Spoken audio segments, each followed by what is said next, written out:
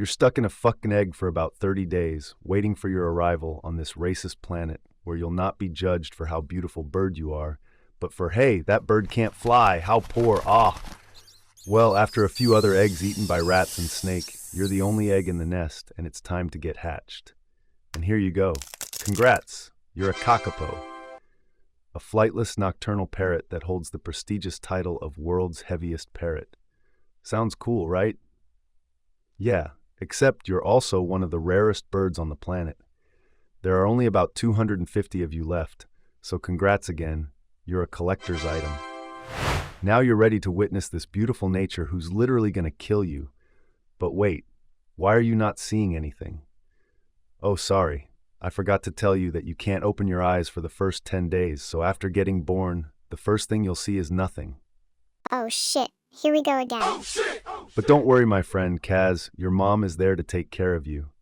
She's gonna feed you for the next 3 months until you're fully developed.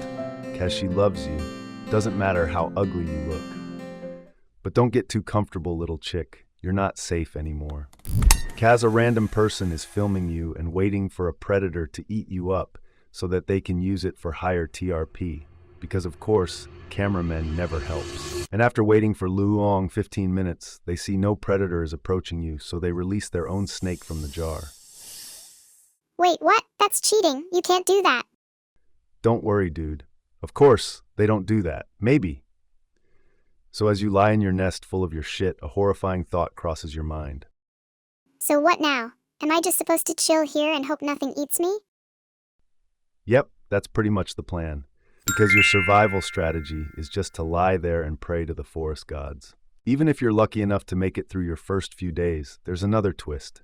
Your survival depends entirely on the fruiting cycles of a single tree, the rimu. No berries? No me. Your menu? It's literally leaves, seeds, and fruits that you can't even find. Imagine living on a deserted island with nothing but a vending machine, and the machine is empty half the time. That's your reality. And let's talk about your waddling for dinner routine. Finding food involves stumbling through dense underbrush in the dead of night. Your night vision? Decent. But your sense of direction? About as reliable as a drunk GPS. You've been known to wander in circles, spending precious energy you can't afford to lose. Oh, and let's not forget that your diet isn't exactly packed with protein. It's like trying to run a marathon on a diet of celery sticks. A slow, exhausting race against starvation. And if food scarcity wasn't bad enough, you have to watch out for your own clumsiness.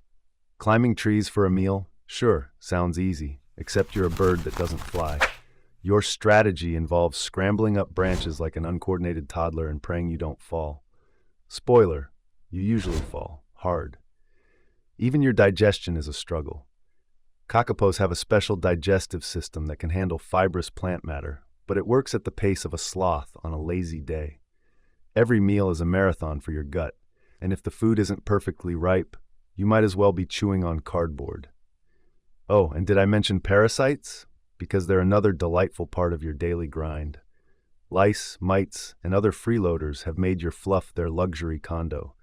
The itching alone is enough to drive you crazy, and let's be honest, you don't have the energy to scratch when you're busy surviving. The kicker? Even when the rimu trees do fruit, competition among kakapos can get fierce. There's nothing quite like waddling into a feeding zone, only to find that your bigger, stronger cousin has already cleaned house. You're left with scraps, staring at the rimu tree like it owes you an apology. Still, hunger is only half the battle. And let's talk predators. Thanks to millions of years evolving on predator-free islands, you're fearless and curious, two traits that are less survival advantages and more open invitations to get eaten. You're essentially the Forrest Gump of the bird world, wandering cluelessly into the jaws of danger with an air of blissful ignorance. Owls? Hawks? Nope, they're not your main problem. Instead, it's the crafty ground predators, rats and stoats, that have turned your forest into their all-you-can-eat buffet. Imagine being the main course, because you didn't evolve a basic instinct to run. Seriously, a lizard would put up more of a fight. And let's not forget your impeccable timing. While most animals have defense strategies that adapt to new threats, you freeze like an overly dramatic actor in a low-budget horror movie. If predators handed out Darwin Awards, you'd have a shelf full of trophies. Then there's your love for shiny things. It's not just a personality quirk, it's a hazard. You've been known to waddle toward dangerous objects out of sheer curiosity. Think wires, traps, and human campsites. A curious Kakapo is basically signing its own death warrant. And don't get me started on your ground nesting habits. Your eggs might as well come with neon signs that say free snacks here. Stoats, those cunning little mustelids, have a knack for sniffing out your nests like it's some kind of treasure hunt. Worse, they'll kill for sport, not just survival. So even if you manage to lay an egg, the odds of it hatching are lower than a snowman's chance in hell. But you know what's the worst part? It's humans. They didn't just bring themselves, they brought their entourage of rats, stoats, and cats. To them, you're a walking buffet. And your defense mechanism? Freezing. That's right. When danger approaches, you stand perfectly still, hoping to blend in. Spoiler, it doesn't work. And your scent? It's like a musty old library, great if you're trying to attract bookworms, terrible if you're trying to avoid predators. Your smell practically screams, "Come and get me." If freezing doesn't work, things get worse. Your eggs are laid on the ground because, well, you can't fly. Rats and stoats love them, tiny, nutritious snacks just waiting to be devoured. Entire generations are wiped out before they can even hatch. And the chicks that do survive, their odds are no better. They're like the slow, clueless protagonists of a horror movie, stumbling right into danger at every turn. The numbers don't lie. At one point, your species was down to just 50 individuals. 50. That's smaller than most extended families. Even now, with intense conservation efforts, there are only about 250 Kakapos left, making you rarer than a flawless diamond. Forget about your life, my friend. You're stuck with an evolutionary dead end called the Lek breeding system. Males stake out their booming pads, inflate like balloons, and send low-frequency calls echoing through the forest. The goal? Attract females. But here's the catch. Females only show up when they feel like it. Sometimes they don't. And even when they do, your reproductive calendar is tied to the rimu tree's fruiting cycles. No fruit, no booming. No booming, no babies. It's a system so unreliable it makes human long-distance relationships look like a guaranteed success story. But despite everything, hunger, predators, and reproductive chaos, you're still here, waddling through the forest with your quirky charm.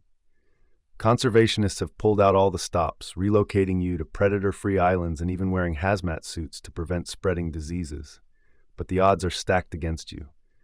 Decades of inbreeding mean your DNA is fragile, and one new disease could wipe out your entire population. Every chick raised in an incubator, every artificially inseminated egg, is a testament to just how precarious your existence is. And yet, somehow, you persist. At full maturity, you're a fluffier, heavier version of your younger self. Your waddling gait hasn't changed, and your scent still gives you away. But now, you've become a symbol, a meme-worthy mascot for conservation efforts.